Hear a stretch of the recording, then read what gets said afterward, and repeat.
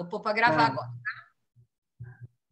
Então, começando com o nosso estudo 3 de Pedro, certo? E o legal desse estudo é que, assim, hoje nós vamos fazer...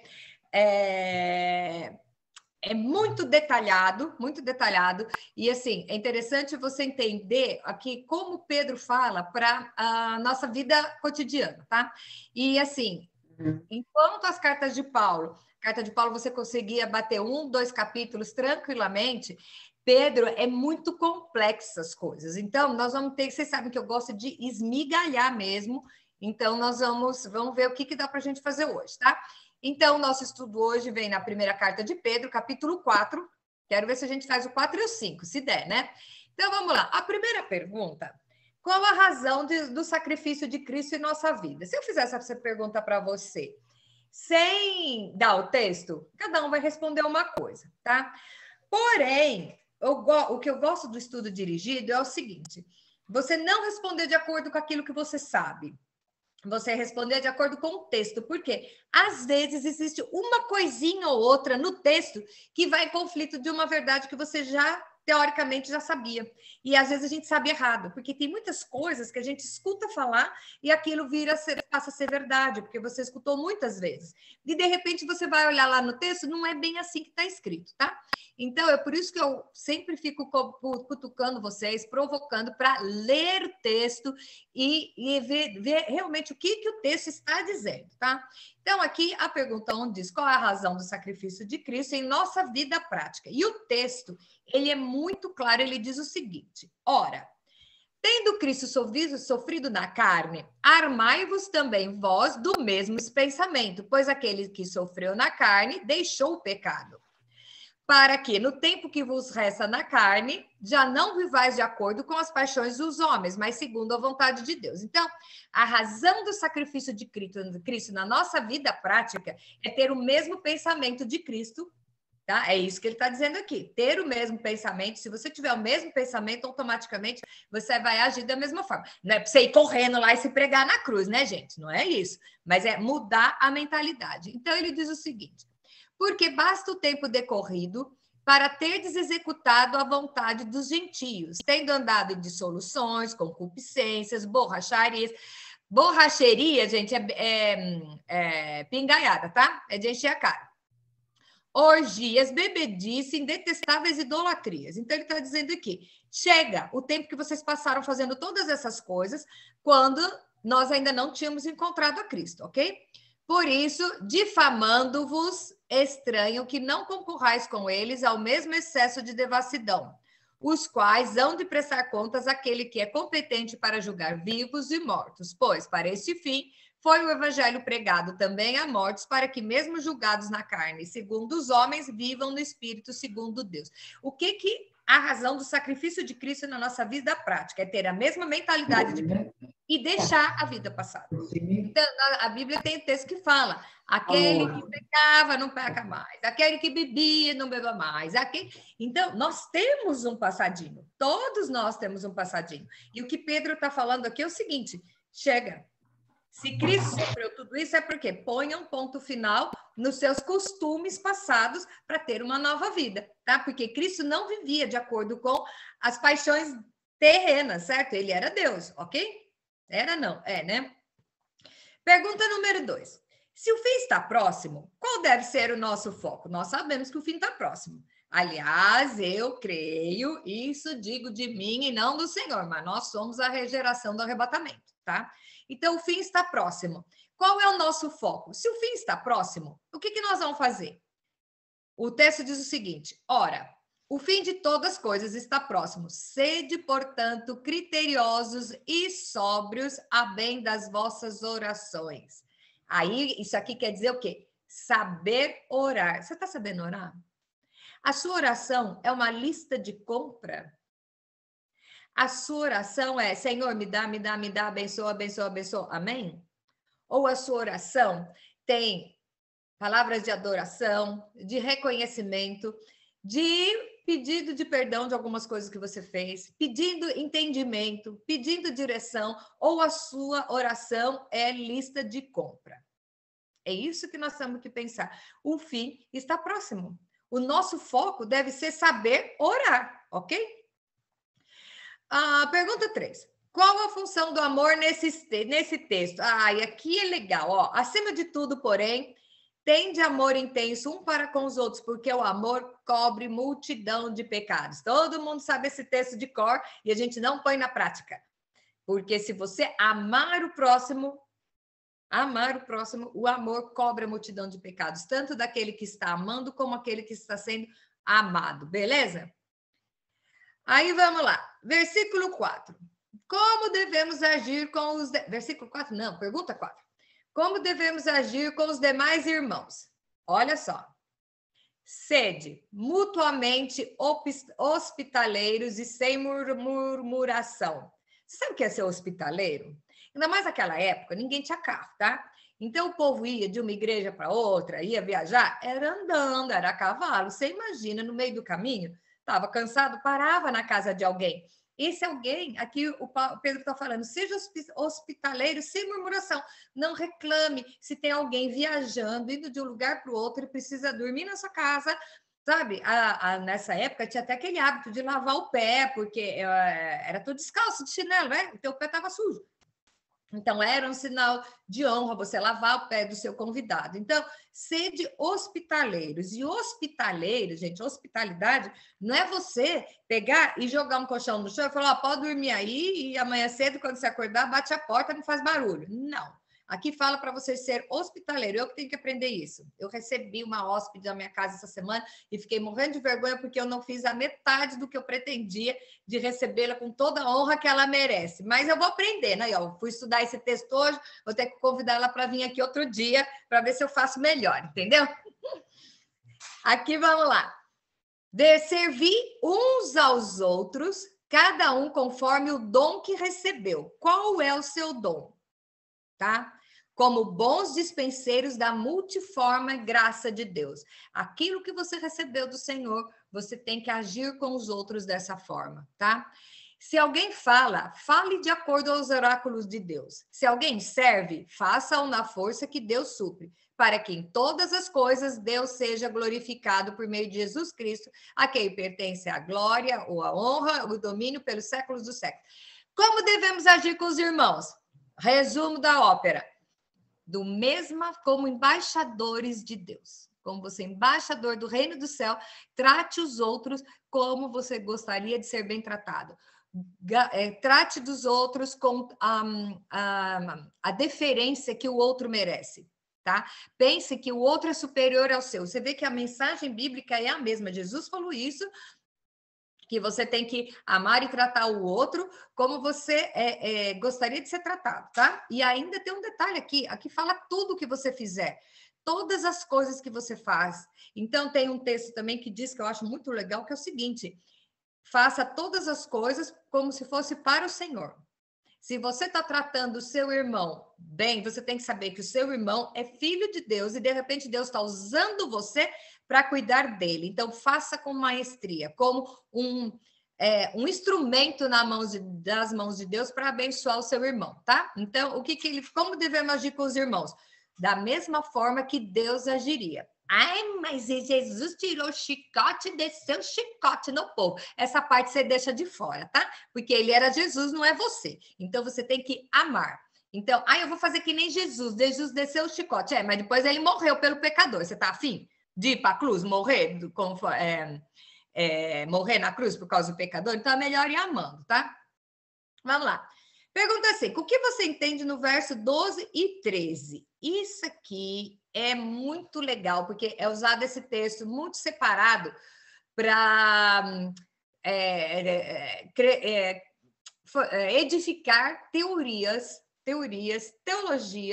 e doutrinas em cima desse texto. Mas vamos ver o que realmente Pedro está falando. Amados, não estranheis o fogo ardente que surge no meio de vós, destinado a provar-vos como se alguma coisa extraordinária vos tivesse acontecendo. Tem gente que já fala que esse fogo aqui é o fogo do Espírito Santo, quer falar em língua de fogo. Gente, não é nada disso. Não é nada disso. Ele está falando da prova. Lembra que Pedro está escrevendo essa carta para a igreja perseguida. Então, ele está falando, não estranhe, se tem, o que o fogo faz? O fogo queima. E eu vou falar uma coisa para vocês, toda vez que a Bíblia fala que desceu fogo do céu, tá? Ou é para destruir alguém, ou para queimar sacrifício. Toda vez que a Bíblia fala que desceu fogo do céu, é para destruir, tá? Alguém que está fazendo alguma, né? Deus manda queimar, torrar o cara, ou para queimar a oferta. Então, essa história foi desvinculada, porque o fogo é o dom de língua, língua de fogo. Aqui não está falando disso. O fogo consome. Então, o que acontece? Está acontecendo um fogo no meio de vocês, destinado a provar como se alguma coisa estivesse acontecendo. Gente, eles estavam sendo perseguidos. E Pedro está aqui dando ânimo para eles. Então, ele fala, pelo contrário, alegrai-vos na medida de que sois coparticipantes do sofrimento de Cristo. Então, o fogo aqui representa um sofrimento. Entendeu? Não tem nada a ver com dons do Espírito, com língua de fogo. Nesse texto aqui não tem. Então, para que também na revelação da sua glória, você vos alegreis exultando. Então, amados, não estranheis o fogo que está queimando, tentando destruir vocês, porque você tem que ser participante do sofrimento de Cristo. É isso que Pedro está falando aqui, tá? Então, a pergunta aqui vai ser o quê? O que você entende? Então é o seguinte, entender que se o fim está próximo, as coisas que acontecem são para nos provar e aprovar, tá? Nada acontece por acaso. Você não deve andar por acaso. Você não deve levar o seu dia. Vou deixar esse dia de qualquer jeito, porque amanhã vamos ver o que vai fazer, né? Deixa a vida me levar, vida leva eu. Isso não funciona no reino de Deus, porque amanhã o avião cai. Você deixou um dia assim e amanhã o avião caiu. E aí, tá? Então, se você está tendo provação, se você está tendo perseguição por causa dos seus valores, dos seus princípios, alegre-se, porque você está sendo participante, coparticipante no sofrimento de Cristo. É isso aqui que Pedro está falando. Dom de línguas, fogo, não sei o quê, é tudo lá, nós vamos ver isso aí lá na história de Atos. Aqui, o que Pedro está falando é que esse fogo ardente é o fogo consumidor, tá? E que ele fala, não se sintam desanimados, porque Cristo passou por isso também, ok? Se fosse aqui uma coisa boa, ele não ia falar, exortar para o pessoal ficar alegre, certo? Se ele está exortando para ficar alegre, é porque era uma coisa ruim que estava acontecendo. E nós sabemos por que a igreja foi perseguida. Vamos só lembrar? Quem não pegou o primeiro estudo?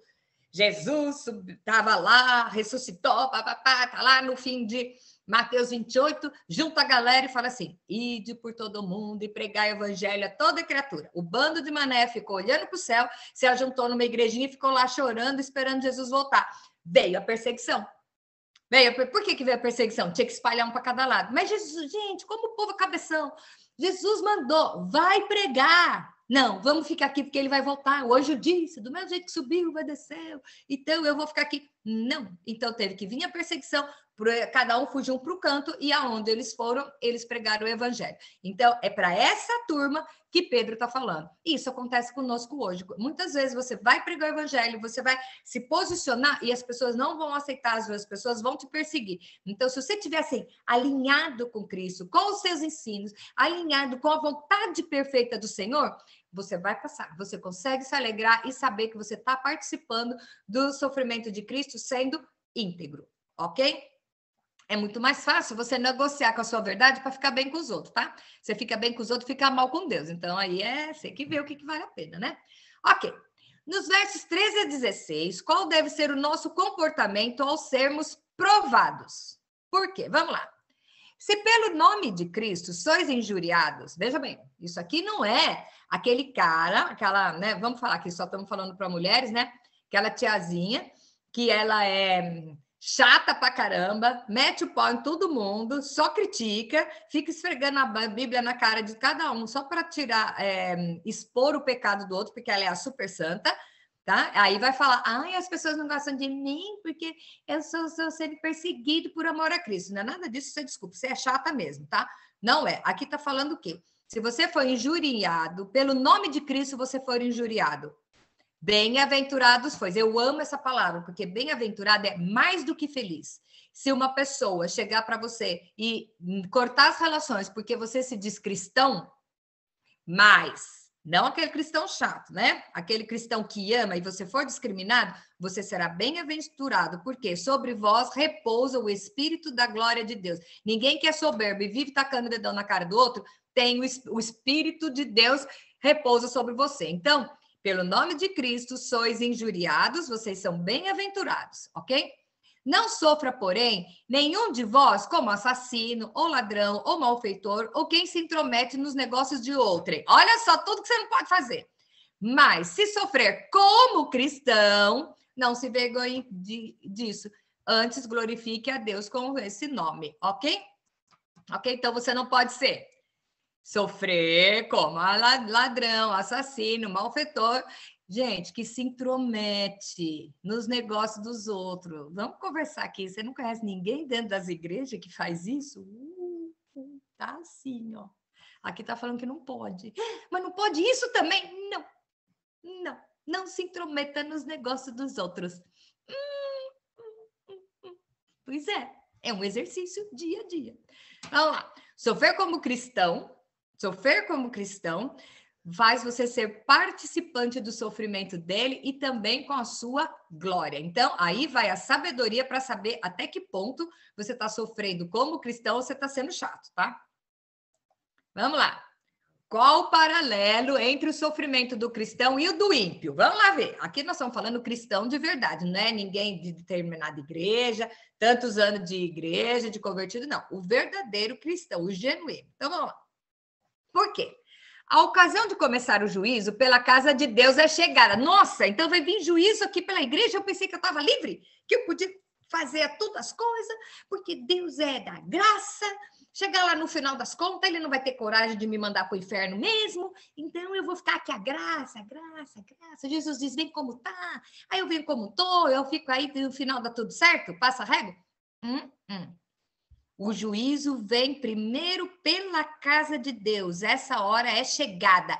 E se primeiro vem por nós, qual será o fim daqueles que não obedecem ao evangelho de Deus? O juízo vem. E aí eu vou dizer uma coisa que eu aprendi com meu marido e que foi assim, fiquei até zonza. Tem gente que pode fazer umas coisas ilegais e não dá nada. Tem gente que não pode. Perdi aqui. Tem gente que não pode. Quem não pode? Se você é cristão, se você anda de acordo com a palavra, você não pode negociar com o pecado. Existe aqueles pecadinhos santos. Eu conheci uma senhora, já vou falar dela porque ela já faleceu e não estou achando bom que ela faleceu, mas já faz muito tempo, conheci ela no Brasil ainda. E ela dizia o seguinte: eu amo essa igreja. Ela fazia discipulado comigo, uma senhorinha já. Eu amo essa igreja, mas eu não posso ficar muito tempo numa igreja, porque quando descobrem a minha vida, eu tenho que trocar de igreja, porque não deixa eu tomar ceia, não deixa eu participar. E eu perguntei para ela, por quê? O que acontece? É que eu não sou casada com meu marido. Eu sou viúva e eu tenho uma pensão. E eu tenho o meu marido, eu conheci o marido dela, eu não sou casada com ela, porque se eu casar, eu perco a pensão. Deus sabe que eu preciso desse dinheiro. Mas se a igreja, quando a igreja descobre que eu não sou casada, aí rola a fofoca, eu tenho que trocar de igreja. Peraí, até onde vai a sua fé em fazer a coisa certa? Até onde? Tá? Então, ela achava que se ela perdesse a pensão, ela precisava ajudar as filhas, não sei o quê. Peraí, você não sabe se a Bíblia é fiel de que se você andar na linha, as coisas vão acontecer? Até que ponto vai a sua fé? Então, é o que eu digo, os milagres que acontecem na vida do cristão é onde você não vai ajudar Deus. Nós estamos aqui num país em que o pessoal compra casamento, o pessoal faz um monte de coisa ilícita porque fala, é o único jeito. Peraí, você não acredita no sobrenatural de Deus? Deus vai te honrar. Deus vai te honrar nas mínimas coisas. Então, é assim, meu contador uma vez, logo que eu abri minha empresa, o salão, ele falou assim para mim, ó, é assim que você tem que fazer, mas isso aqui você tem que tirar nota, você tira só uma por mês, porque senão você vai quebrar. Falei, peraí, como é que é o negócio? Você tem que mentir para o governo da sua arrecadação, senão você vai quebrar como empresa. E eu falei para ele, eu não posso. E ele falou assim, mas você vai quebrar. E eu tinha na minha cabeça o seguinte, ele é meu contador até hoje. E ele falava assim, eu não entendo como você declara tudo isso e você não fechou ainda. E eu falava, eu tenho que testemunhar para esse homem. tá? Porque é assim, teoricamente era muito mais fácil eu sonegar. Muito mais fácil sonegar. Porém, eu estaria agindo de uma forma que nem o mundo, com a solução do mundo. Gente, para de ajudar Deus. Quando você ajuda a Deus, você vai para o final da fila. Isso eu tenho experiência própria na minha vida. Ai, mas os meus olhos não dá jeito. Que bom que os seus olhos não dá jeito. Deus vai entrar com a providência no momento. Creia no sobrenatural. Deus honra quando você é fiel no nome dele, tá? Nem sei por que eu tô falando isso aqui. Ai, gente. Então, por causa do juízo que veio na casa de Deus. É verdade. Bom, então, o que acontece? Tenha a certeza de que se você obedece o evangelho fielmente, as coisas acontecem. E eu não vou ficar aqui contando meu exemplo, porque eu tenho certeza que todo mundo tem um exemplo para contar. E por que a gente continua pegando atalho? Não pegue atalho, não ajude Deus, você vai para o fim da fila. Se você quer ver um milagre na sua vida, ande na linha que você vai ver Deus caminhando. Sabe como que Pedro andou? Pedro não andou sobre as águas, ele andou sobre a palavra de Cristo. Aprenda a caminhar sobre a palavra de Cristo e você vai ver o sobrenatural, você não vai afundar. Isso já dá uma pregação aqui, né? Para tudo, vamos continuar. Voltando aqui ao estudo. Bom, se é com dificuldade que o justo é salvo, onde vai comparecer o ímpio? Sim, o pecador, gente. Se é com dificuldade que o justo é salvo, você não tem que se preocupar com o pecador, você tem que se preocupar com você. Imagina o que vai acontecer com ele, tá?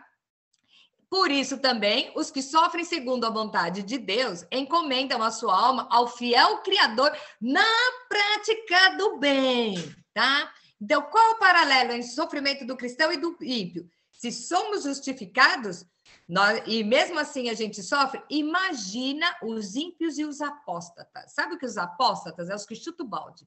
Cansa de fazer a coisa certa, seguir o script e falar assim, eu vou fazer mais ou menos. Você vai fazer mais ou menos, a sua salvação vai ser mais ou menos. Vamos lá. Vamos lá. Quais as funções dos presbíteros? Isso aqui é muito legal, porque ele vai dar orientação para os presbíteros e ele diz o seguinte: primeiro, o que é um presbítero? Tem gente que não sabe, vocês podem saber, mas tem gente que não sabe. Então, tá. Presbítero é aquele que está entre os presbiterianos, e nós temos uma denominação, a qual eu cresci, que são os presbiterianos, mas o presbítero não é exclusividade dos presbiterianos. Essa denominação se chama isso porque a instituição é com esse nome, tá bom? É o indivíduo eleito pela congregação para dirigir e ser o seu chefe espiritual. É o ancião, homens de mais valor que orientam a igreja. Então, vamos dizer, é o secretário do pastor. Os auxiliares. Vamos lembrar. Moisés no deserto. Moisés tinha que fazer tudo, né, gente? Vamos falar sério. Que Moisés também, ele surtou e meteu a vara na pedra. Eu acho que eu teria feito os caras engolir a vara, tá? Ele só bateu na pedra. Por quê? Ele era o médico, ele era o sacerdote, ele era o juiz, ele ficava sentado e julgando todas as causas. Gente, ele tinha um povo para levar. Tá? O povo murmurando, dando volta lá em volta do monte, e ele que estava lidando com esse povo. Aí o que aconteceu? O sogro dele chegou e falou: não, nós vamos te ajudar, não sei o quê, não é bom que. E fez Moisés eleger alguns homens para cuidar desses assuntos que de repente não eram concernentes a ele, era muito pesado. Esses são os presbíteros, são aqueles homens que são os homens mais velhos. Ancião não quer dizer que é simplesmente mais velhos. São pessoas sérias, centradas, que podem intermediar sem ter que levar tudo para o pastor. Então, nas igrejas grandes hoje, existe uma nomenclatura que é o pastor sênior, que é o pastor da igreja, e os pastores auxiliares. Esses são os presbíteros, tá bom? Então, aqui vem o que tem que ser qualidades para ser um presbítero. Vamos lá. Rogo, pois, aos presbíteros que há entre vós, presbíteros como eles, ele está se colocando como presbítero, e testemunha dos sofrimentos de Cristo, porque Pedro presenciou o sofrimento de Cristo e coparticipante da glória que há de ser revelada. Pastoreai o rebanho de Deus que há entre vós, não por constrangimento, mas espontaneamente, como Deus quer, não como eu quero. Mas eu não gosto de sombra azul, então eu vou falar que é pecado a mulherada usar sombra azul, porque eu não gosto de azul. Tá? Então vamos lá. Bom, voltando. Nem por sorte da ganância, sabe o que é isso? O pessoal que se enriquece em cima da igreja, tá? mas de boa vontade, nem como dominadores dos que vos foram confiados. Isso quer dizer o quê? As ovelhas não são suas, as ovelhas são do Senhor. Como você está tratando o rebanho do Senhor? Pensa bem. Antes, tornando-vos modelos de rebanho. Ora, logo que o Supremo Pastor se manifestar, que é Cristo, recebereis a imarcessível coroa de glória. Gente, imarcessível é uma palavra muito bonita, tá? Quer dizer o quê? Poderosa, imaculada, ok? Então, o que acontece? O que tem que ser os presbíteros? Mordomos. Então, isso vamos falar para os pastores e os dirigentes de igreja. As ovelhas não são de vocês. Líder de grupo, as ovelhas não são suas. Você não tem direito de dar qualquer alimento para a ovelha que não é sua, é do Senhor, ok? Vamos lá. Quais os conselhos finais nessa carta? Isso já estamos no capítulo 5, tá? Vamos lá. Rogo igualmente aos jovens. Sede submissos aos que são mais velhos, outros sim, no trato de uns com os outros, cingindo-vos, quer dizer, vestindo-se de todos de humildade, porque Deus resiste aos soberbos, contudo aos humildes concede a graça. Humilhai-vos, portanto, sobre a poderosa mão de Deus, para que ele, em tempo oportuno, vos exalte. Ok? Pergunta 10. Qual a atitude do crente no meio do sofrimento e ansiedade? Nós temos que saber esse texto de cor.